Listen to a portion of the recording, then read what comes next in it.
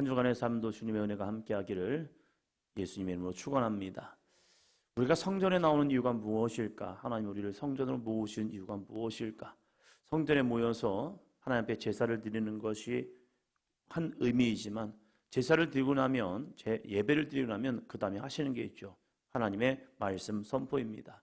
우리가 그 말씀을 듣고 믿음으로 순종하여 사는 것, 이것을 신앙생활이라고 말합니다. 그래서 성전에서의 예배 중요합니다. 그러나 성전 밖에서의 삶, 이것도 중요하다는 거예요.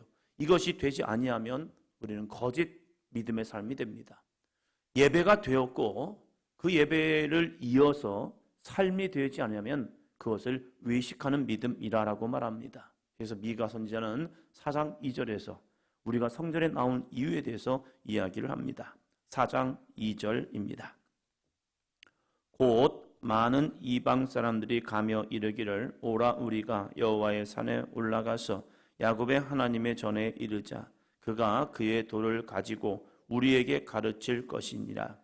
우리가 그의 길로 행하리라 하리니 이는 율법이 시온에서부터 나올 것이요 여호와의 말씀이 예루살렘에서부터 나올 것임이라. 아멘. 이것은 누가 말하고 있습니까?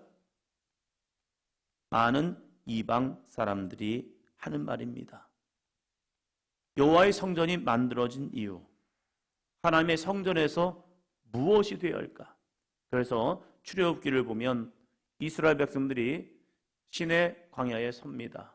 시내 광야에 도착해서 하나님께서 그들에게 하신 것은 모세를 불러서 시내산에 올라오게 해서 말씀 10계명을 주었고요. 그리고 이 기간 동안 40일의 기간 동안 이 모세에게 보여주었던 것은 성막에 대한 환상입니다.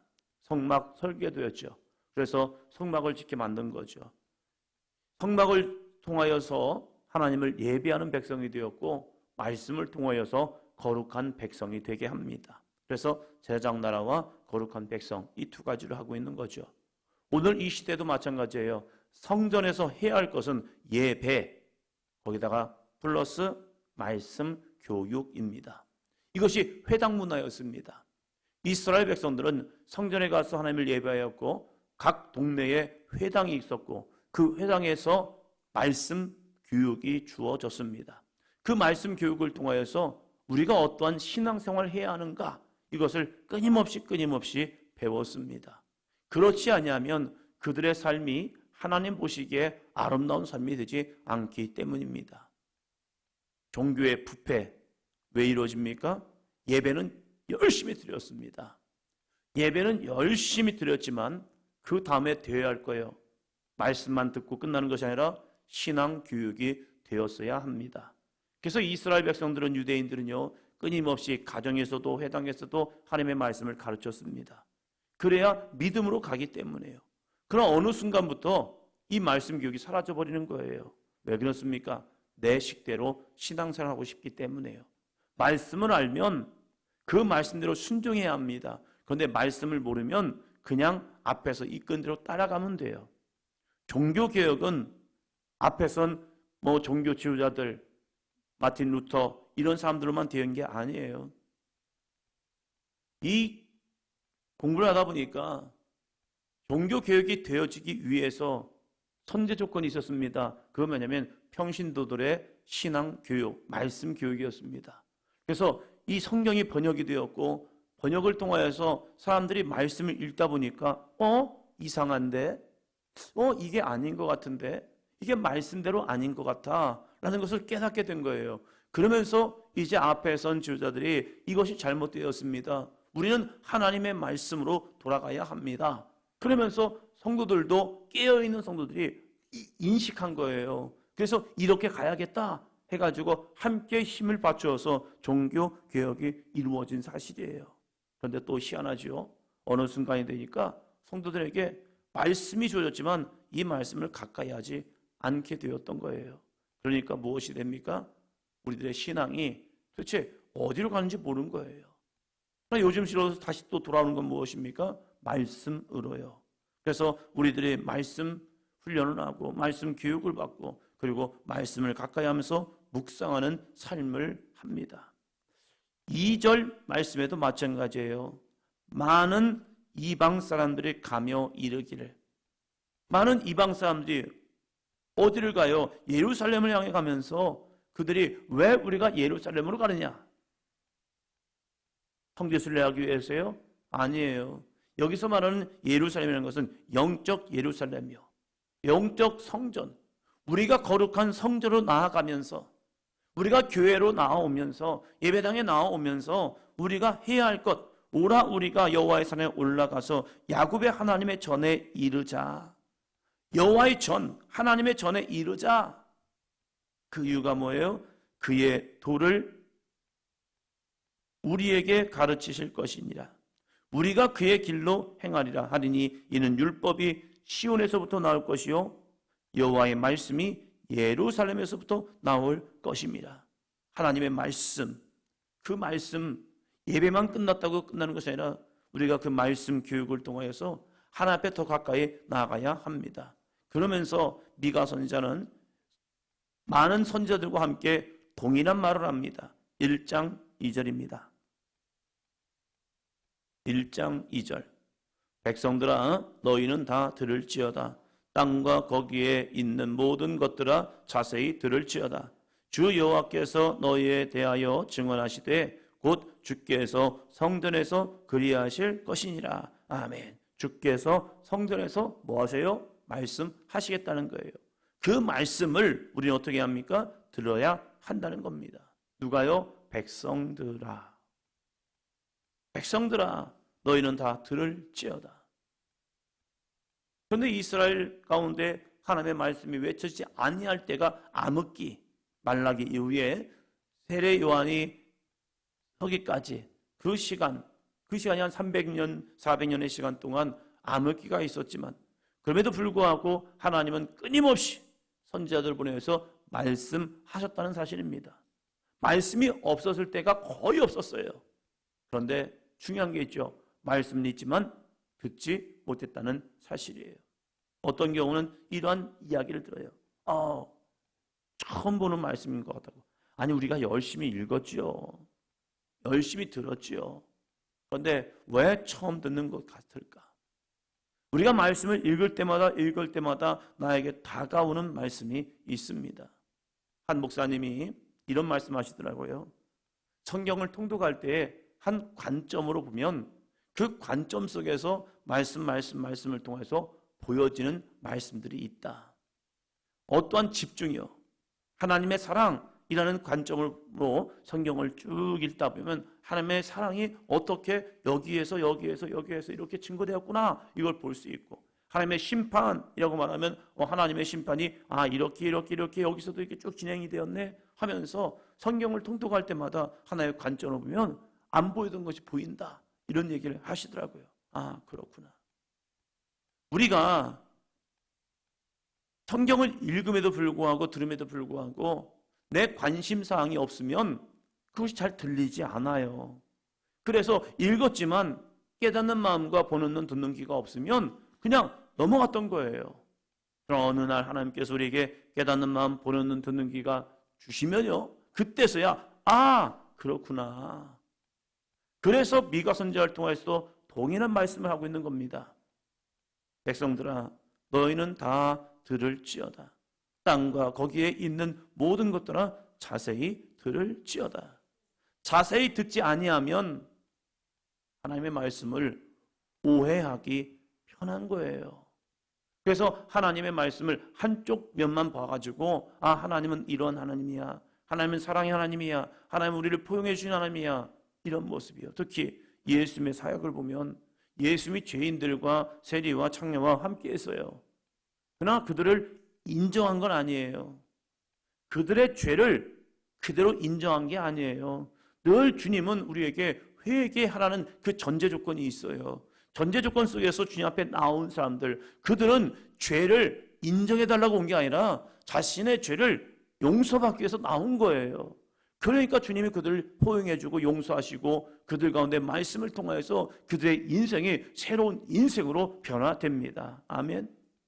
그런데 우리가 한 단어만 보면서 예수님은 죄인과 세리 그들과 함께함을 통하여서 그들을 인정한 것처럼, 아니요, 예수님은 결코 죄를 용납하지 아니하십니다.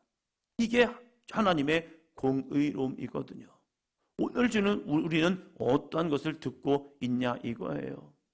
끊임없이 노력해야 할 것은요, 내 마음대로 성경을 해석하는 것이 아니라 성령께서 우리에게 조명하시는 그 말씀 가운데 나를 내려놓아야 해요. 그래서 자세히 듣는 신앙, 주께서 성전에서 그리하실 것이다. 이 성전에서 하나님의 거룩한 말씀을 듣고 나아가는 삶이 되기를 주의 이름으로 축원합니다. 그러면서 우리가 속지 말아야 할 거요, 3장 5절입니다. 3장 5절. 내 백성을 유혹하는 선지자들은 이에 물 것이 있으면 평강을 외치나 그 입에 무엇을 채워주지 아니하는 자에게는 전쟁을 준비하는도다. 이런 선지자에 대하여 여호와께서 이르시되 아멘. 내 백성을 유혹하는 선지자들, 그들의 입에요, 이에 물 것이 있으면, 이빨에 물 것이 있으면, 먹을 것이 있으면 평강을 외칩니다. 그러나 입에 무엇을 채워주지 아니하면, 아무것도 주어지지 아니하면 전쟁을 준비한대요. 그것이 거짓 선지자들이랍니다. 우리는 내 이득을 위해서 참 인생을 참 살아가지요. 하나님께 기도할 때도 하나님 나에게 뭔가를 주세요, 내 입에 뭔가를 채워주세요 하면서 끊임없이 구하는 모습이 있죠. 그러다 보니까 뭐합니까? 미혹되기 십상이에요. 내게 무언가 주어지면 그때 거기에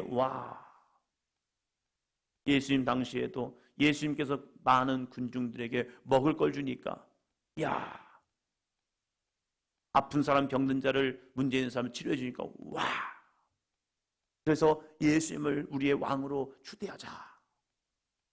그런데 진리의 말씀이 선포되는 순간 왜 이렇게 어려워? 떠나야겠다. 뭐 이렇게 복잡해. 뭐 이렇게 하라는 게 많아. 이거 나도 인생 살기 바쁜데 이렇게 살다가는 못 살겠다. 그래서 다 떠나간 거죠. 어렵다고, 귀찮다고, 힘들다고 주님을 떠났죠. 너희도 가려느냐? 제 아들에게 물어볼 때 영생의 말씀이 여기 있사오니 어찌 우리가 주님을 떠날 수 있겠습니까? 하면서 주님을 붙드는 이 제자들의 모습도 있죠. 거짓 선지자들은요, 유혹했다는 겁니다. 뭐대로요? 그들의 마음, 평안하게, 안전하게, 괜찮아, 이 정도도 할 수 있어. 괜찮아. 늘 거짓 선지자들은요, 그 주어진 상황 속에서 하나님의 심판의 메시지가 아니라 평안하다, 안전하다, 괜찮아, 이게 참 많다는 사실이에요.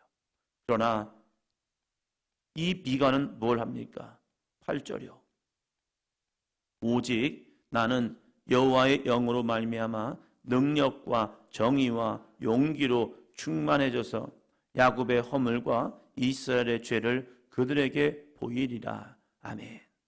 미가 선지자는요, 이스라엘 백성 가운데 선지자로 쓰임받은 이유가 있습니다. 하나님께서 선지자로 그를 세운 이유가 있습니다. 제사장들은 백성들의 평안과 축복을 선포해 줍니다. 그러나 선지자들은요, 세우는 목적이 있어요. 선지자가 세움받는 목적은요, 바른 길로 가지 못하기 때문에 그들을 바른 길로 인도하기 위해서 선지자를 세우는 거예요. 그러면 선지자의 많은 이 부분이요, 하나님의 회복이 있지만 회복 전에 꼭 필요한 것이 죄에서 돌이켜 회개하는 신앙이랍니다. 그래서 회개하기 위해서 필요한 것은 무엇입니까? 그 죄를 들추어내는 겁니다. 의사의 목적은 무엇입니까? 질병을 찾아내는 겁니다. 내가 아픈데 병원에 가서 나 이렇게 아파요 하는데 의사 선생님이 괜찮습니다, 건강하십니다, 당신은 진짜 몸 관리 잘하셨습니다, 건강관리 너무 잘하셨습니다, 당신은 괜찮아요. 근데 알고 보니까 내 안에 암이 있는 거예요. 뭐예요? 잘못된 거죠. 분명히 뭔가 문제가 있어서 갔는데 괜찮다고, 당신 좋다고, 당신 평하다고. 그럼 안 되는 거예요. 자세히 들여다보면서 그의 문제가 무엇일까? 당신이 여기가 아프다고요? 그럼 한번 조사해 봅시다, 검사해 봅시다 하면서 점사를 하면서 나오지 않는데 왜 그럴까요? 시간을 두면서 또 찾아봐야 하겠죠. 우리가 이 말씀을 통하여서 차지할 것이 있습니다. 성경을 통하여서, 말씀을 통하여서 많은 사람들이 찾는 것이 무엇입니까? 축복의 말씀이에요. 그래서 좋은 말씀. 그래서 성경을 읽으면서 이건 좀 좋은 말씀이네. 동감이 주고 그래 좋은 말씀이야. 하나님 나에게도 이런 축복이 임하기를 원합니다. 구원이 임하기를 원합니다. 능력이 임하기를 원합니다. 그런데 좀 거북스러운 말씀이 있죠. 죄와 책망과 회개의 모습을 보면요, 좀 부담스러워요. 왜 하나님은 이렇게 나를 부담스럽게 하지? 하나님 잠깐만요, 이런 말씀 말고요, 좀 좋은 말씀이에요. 미가 선지자는 뭐라 했습니까? 오직 나는 여호와의 영으로 말미암아 능력과 정의와 뭐로요? 용기로 충만해져서. 그래서 한 게 무엇입니까? 야곱의 허물과 이스라엘의 죄를 그들에게 보이리라. 말씀을 통하여 우리의 허물을 볼 수 있다면, 우리의 죄를 볼 수 있다면 그 사람 정말로 은혜입니다. 내 주변에 나의 문제, 나의 허물, 나의 죄를 꼬집어 줄 수 있는 사람이 있다면 그 사람 진짜 좋은 사람입니다. 등이 간지러운데 간지러운 곳을 긁지 않냐고 다른 곳만 긁어줘요, 누가. 그럼 얼마나 그런데요. 거기 말고, 그쪽 말고 좀만 옆으로, 왼쪽으로. 그래, 거기. 그래서 거기를 긁어주면요, 좋았어. 우리가 신앙생활 한다는 것은 우리가 좋은 곳, 좋은 말씀, 은혜의 말씀만 바라보는 것이 아니라 정말로 우리들의 속사람에 있는 죄를 들추어주는 사람이 있다면 그 사람은 행복한 겁니다. 그러나 어느 순간부터 하나님의 성전에서 우리의 죄가 들춰지지 않는다? 말씀이 선포되지 않는다? 위험 수위에 있다는 거죠. 우리가 어느 순간부터 하나님의 책망의 말씀은 눈에 보이지 않고 귀로 들리지 않는다?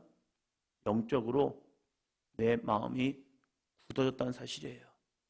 그러나 성경 말씀을 읽으면서 하나님의 책망의 말씀이 내 안에 들려진다? 마음에 찔림이 온다? 그 사람 아직 살아있다는 사실입니다. 죽은 자는 고통을 느끼지 못합니다. 살을 째도, 살을 잘라내도, 내 몸이 잘려져도 죽은 사람은 고통을 못 느껴요. 그러나 건강한 사람은요, 고통을 잘 느껴요. 뭐 하나 찔리기만 해도 아야! 라고 말합니다. 영적으로 민감한 사람은요, 하나님의 말씀을 통하여서 내 영혼이 감지를 합니다. 그러나 영혼이 굳어진 사람은요, 하나님의 말씀을 아무리 들어도, 그 말씀을 아무리 읽어도 내 안에 감지하지 못하고 있다는 거예요. 4장 2절 한 번 더 읽겠습니다. 곧 많은 이방 사람들이 가며 이르기를 오라 우리가 여호와의 산에 올라가서 야곱의 하나님의 전에 이르자. 그가 그의 도를 가지고 우리에게 가르치실 것이니라. 우리가 그의 길로 행하리라 하리니 이는 율법이 시온에서부터 나올 것이요 여호와의 말씀이 예루살렘에서부터 나올 것임이라. 아멘. 기도합니다.